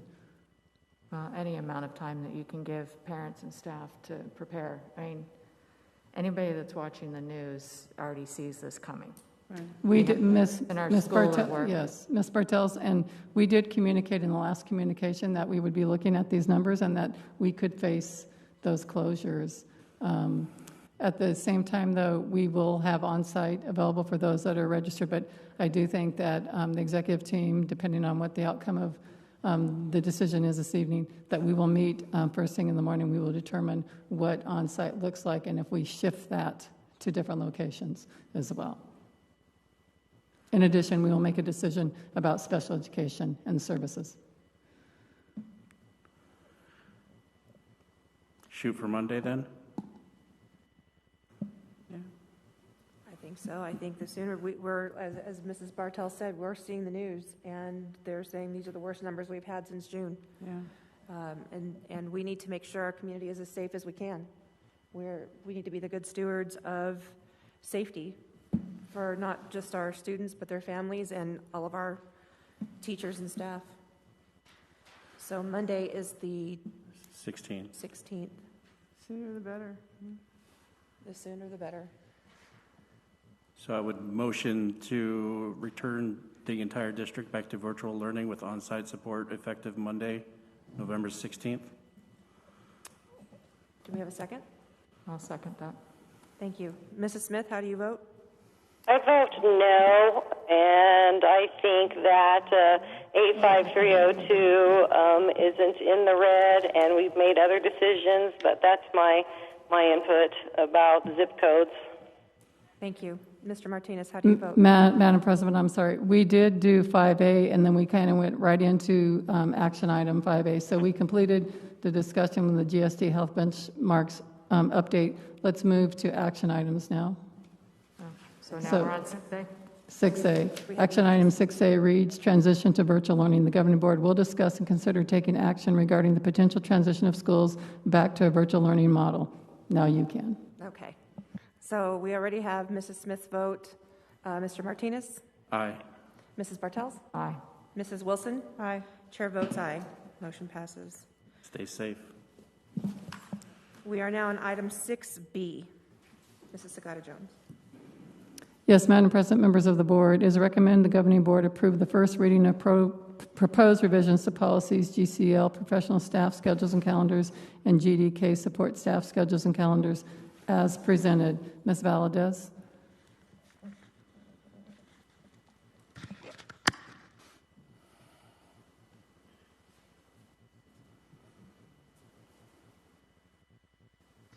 Madam President, members of the board, Superintendent Sagata-Jones, attached are the two policies. They are minor changes.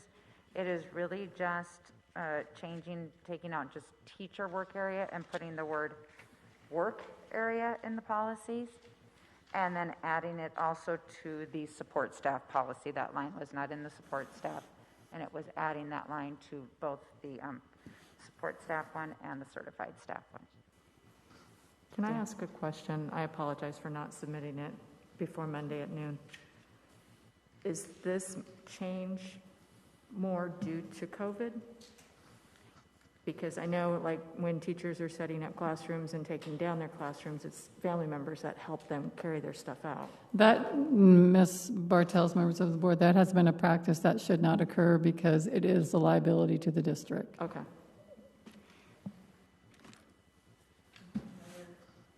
Do we have any other questions or discussion?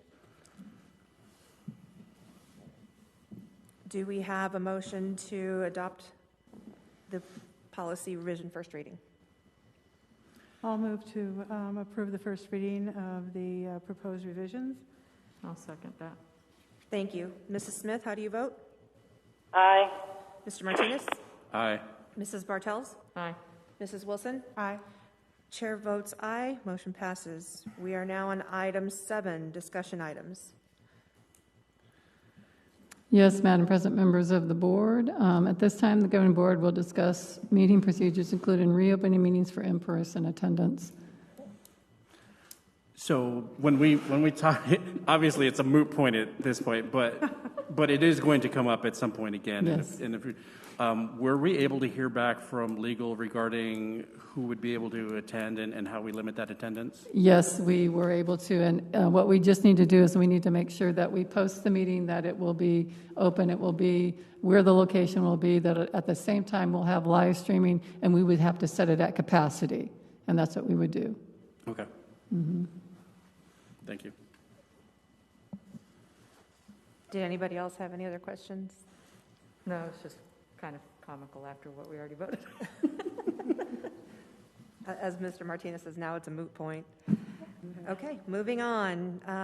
Item 8, future meetings and events. Mrs. Sagata Jones. Yes, Madam President, members of the board. So as we discussed earlier this evening, on December 10th, we'll make that a study session. We'll begin that at, I don't think we set a time, but 3:30? Is that the time we want to begin that? You can have it before the board meeting or after board meeting, but we would do the study session. We'll have the revised budget, phase retirement plan, and then you have scheduled on there the board self-evaluation. Also, that was moved from this board agenda. Tonight was then the superintendent's contract.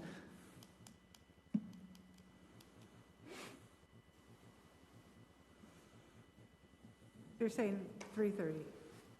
And you'd have to, yeah, I guess 3:30 to 5:30 if that works. That works good. I agree. Does anybody have any conflict with that date or time? Not that I can't ditch. Okay, so it looks like we'll be starting 3:30 on the 10th. And then can I ask that, because ASBA did have an equity webinar, and I did attend that virtually, and I'll type up something that can be added to the agenda just so that we can have some discussion on it. Yes, thank you. I believe that was a protocol we set forth. Yes.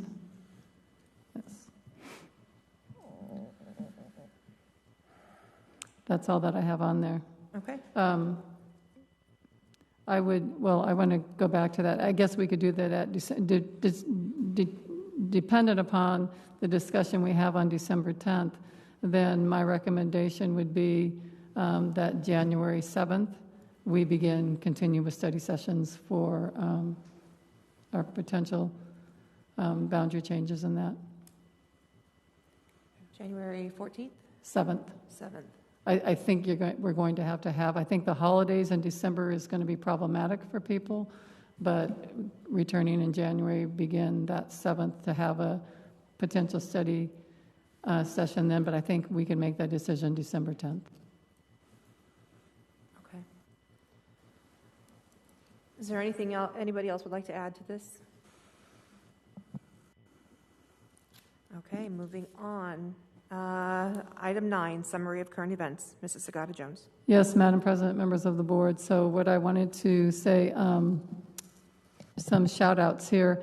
November 9th through 13th is National School Psychologist Week, and we're very happy to celebrate our school Psychologists, and Appreciation Day is actually tomorrow on November 13th. So they have been working extremely hard during this pandemic and helping with even the emotional supports as well for our students and families. So thank you so much for your work. Tomorrow is World Kindness Day. We're trying to promote that as well. We've asked schools to at least wear something yellow. Yellow is a color for friendship, and so we're promoting that, and we'll be posting on social media. So it is a World Kindness Day. Next week, November 16th through the 20th, is NEA's American Education Week, and GESD will celebrate our education support professionals on Wednesday, November 18th.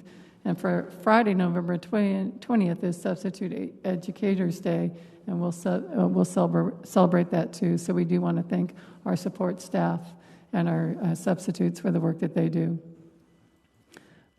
Historic Downtown Glendale Merchants Association, their annual holiday open house is November 14th, which is Saturday from 10 to 5. And then December 2nd is our National Special Education Day, and we want to thank our special education staff. In particular, I'd like to shout out to all of those self-contained teachers who have been here on site. As one of my things, as my update is the benchmark and knowing the decision, we will meet with the executive team. We'll talk about what that looks like, how we can better support, where we'll provide services, what services may look like for the student special education population, those that are coming to on-site, as well as make those decisions on on-site. So I want to shout out to those special education teachers. Thank you so much, as well as their EAs, the support staff, and all of those teachers, again, that are not in special education, but have also been on site during this. But in particular, we've had staff that has been on site since March, and some had to return August 17th, even if they were in a red zone. So thank you so much for that. We shared with you, but I did want to announce it publicly, from the Best of Glendale Awards. We were the best place to work, the best school district. The best elementary school teacher was Berenice Bajarano from Discovery. The best elementary school teacher reader recommended was Julie van der Zinden from Desert Garden. The best elementary school teacher reader recommended Denise Demerson from Sunset Vista. The best mascot was Desert Garden Hawks. The best mascot reader recommended was Sunset Vista Bobcats. The best customer service reader recommended, best public school reader recommended Sunset Vista. The best school reader recommended Horizon, and the best preschool reader recommended as well. In the terms of Mr. Berrigan earlier, we nailed it. So, very proud of our staff. And then I would also like to take a minute to give a special shout out to our veterans, U.S. Air Force and Air National Guard, Shannon Bernal, William Gallmeyer, Thomas Quigg, Estella Smith, Thomas Willis. Our U.S. Army, Tracy Besner, Sonia Cole, Tina Cole Harwell, James Crocker, Renee Ellis, Greg Gilliam, Christine Lambert, Michael Page, Michael Perkins, Ralph Quintana, Lorenzo Sanchez, Sarah Trix. And our U.S. Marine Corps, Joseph Massa, Clifford Vellucci, and our U.S. Navy, David Levesque, Nicholas McGann, sorry, Nick, I know who you are, and Dennis Michelli. I want to say thank you to those veterans for their service to our country. That ends my report. Thank you. Mrs. Smith, do you have any current events you'd like to share? I just want to congratulate Ms. Pimentel, Ms. Wilson, and Mr. Martinez on the unofficial election result. And I just want to again thank our veterans. That's all I have for tonight. Madam President, I forgot one thing. This is really cool. We had some donors reach out to us from Valley Schools, SPS Plus, and Chase, and U-Haul, and they are partnering with Gusto, and they were able to secure 400 turkeys, and they are donating them to our frontline workers. So that means any of those employees that have been here from March till that had to come, they will go into a random select, and they are eligible to receive a turkey. So thank you to those sponsors, as well as Gusto helping to do that as well. I'm sorry I failed to say that. Thank you. That's amazing. Thank you. Thank you, Mrs. Smith. Mr. Martinez. I just want to add one part on. I think it was Bashes that we were talking with about securing those turkeys. You know how hard it is to call around and say, "Hey, do you have 400 turkeys I could buy off of you?" Thanks to Bashes, you kind of stepped up and really kind of made those Absolutely. available, as well as to all the donors. It's always fun to kind of see good things happen when people see a lot of things going on at the district. I did want to say thank you to those people that submitted a call to the public. I know it's hard since we don't have actual public here right now, but just know that your voices are heard, and I think the vote that came a little bit earlier today kind of recognizes that your feelings mirror our feelings. And it's been a rough 2 weeks, not only with the election, but you have all the COVID spikes and everything like that. But just know that we have your best interests at heart. And those call to the publics really kind of make it clear to us that we're doing what we need to do. Thank you. And Ms. Martinez, I'm sorry, yes. And please note those call to public, as we welcome those, they were prior to today's numbers. Those were their feelings prior to today's numbers. Thank you. That's it. Thanks. Thanks. Mrs. Bartels. I'd like to thank all of the veterans that are in our community, both in our district as well as our community at large. There are quite a few even in my own family. So this whole year has just been one I think everybody would like to have temporary amnesia about. But, we just have to keep calm, do what we need to do, be responsible, and just try to minimize what we know is out there from going faster than it needs to. Thank you. And get your flu shot. Yeah. Thank you. Mrs. Wilson. Thank you to all our veterans for your service to our country, especially those here in GESD and our community.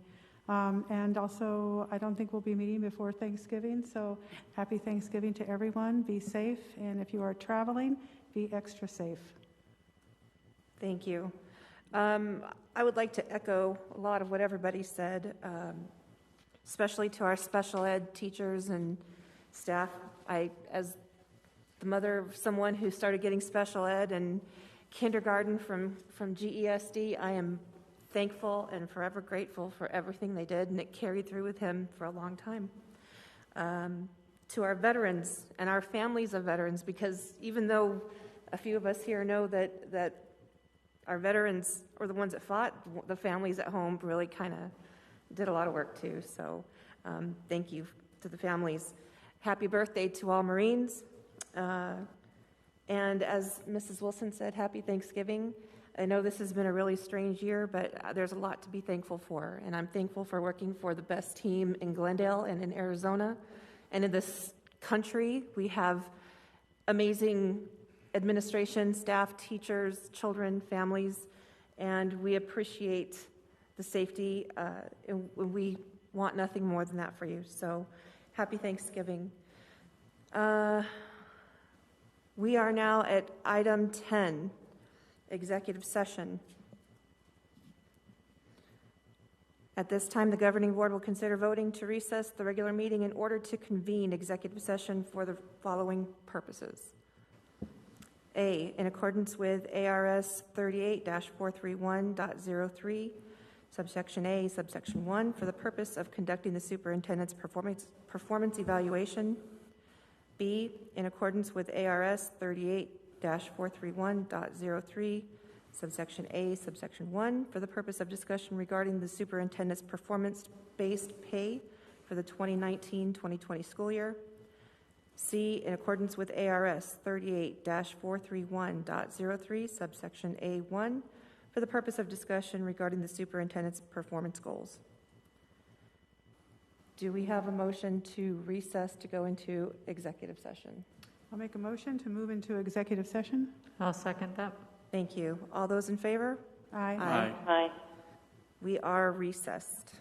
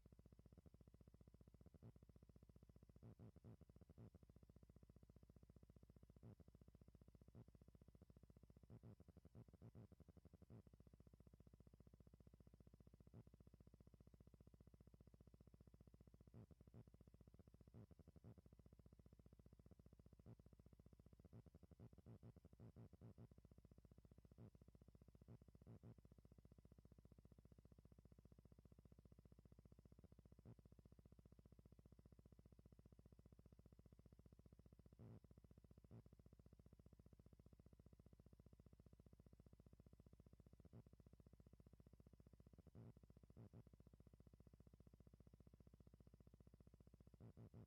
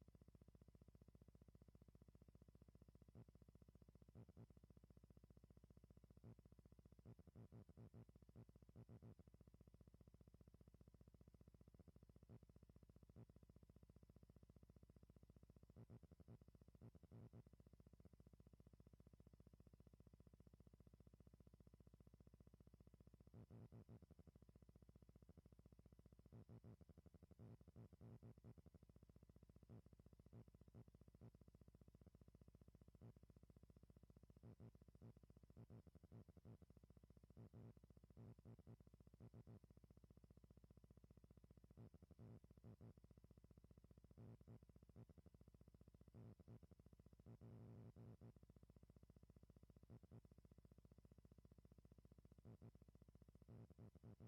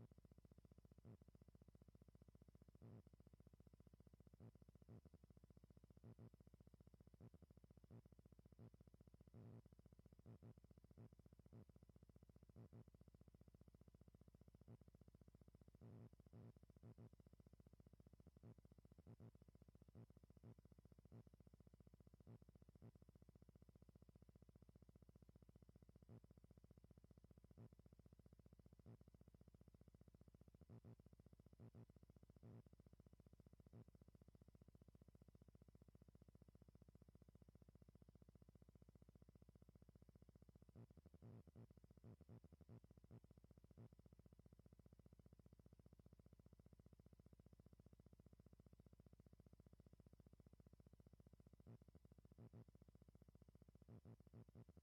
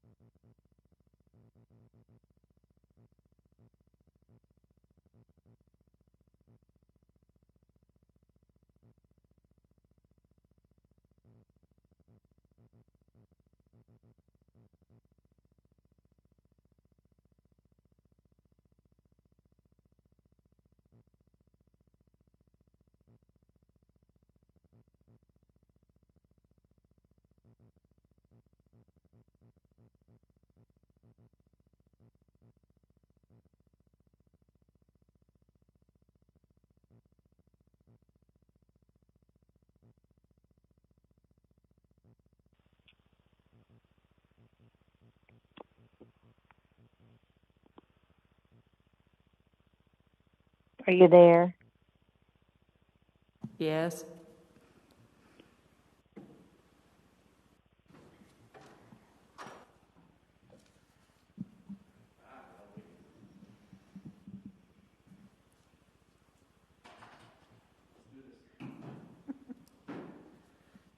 Okay, do we have a motion to reconvene to public session? Move to reconvene. I'll second. Thank you. All those in favor? Aye. Aye. Aye. We are back. We are on item 12, action item, superintendent's performance pay. The governing board will consider taking action to approve payment of the superintendent's performance pay for the 2019-2020 school year as stipulated in her employment contract for an amount not to exceed $20,000. Do we have any discussion on this? Do we have a motion to approve this item? I recommend that we approve the item as discussed in executive session, noting that this year has superseded what anybody would have to do in her position. Do we have a second? I will second. Jinx. Shall I add to that? If you like. You don't have to. I'm going to add one thing to that. We are recommending the full amount for the superintendent's performance pay. Mrs. Smith, how do you vote? Aye. Mr. Martinez? Aye. Mrs. Bartels? Aye. Mrs. Wilson? Aye. Chair votes aye. Motion passes. Congratulations. Yes, and thank you. Thank you. And at this point, we are at the end of our meeting. Do we have a motion to adjourn? Motion to adjourn. Second. All those in favor? Aye. Aye. Thank you, everyone. Have a great evening.